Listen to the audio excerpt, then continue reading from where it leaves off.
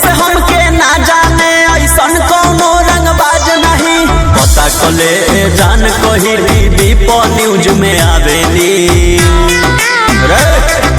बड़े बड़े हीरो लोग के हम औकात देखावेनी। ट्यूशन ना बदमाशी के पूरा स्कूल चलावेनी। बड़े बड़े हीरो लोग के हम औकात देखावेनी।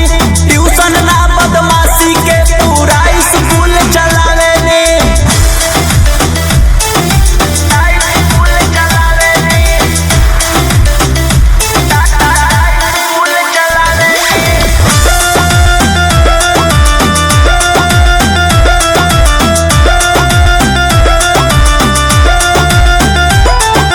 चाहनी हम ओकर सरकार होखेला। बिना मतलब हम पे FIR होखेला। बाबू हमारा बारे में काते जानत नहीं खिस 9mm के कमर में हथियार होखेला। अरे रिया में जानी जवना अकेला ही गदर मचावेली।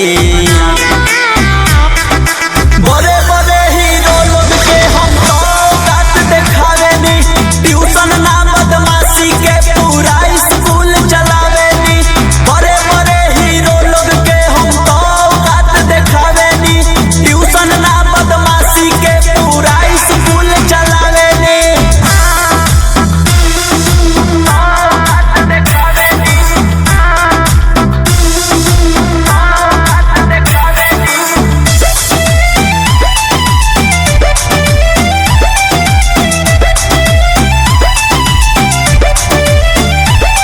चले जेलवो के भीतर सुन चर्चा हमार। देखो चारों ओरी छपल बाटे परचा हमार।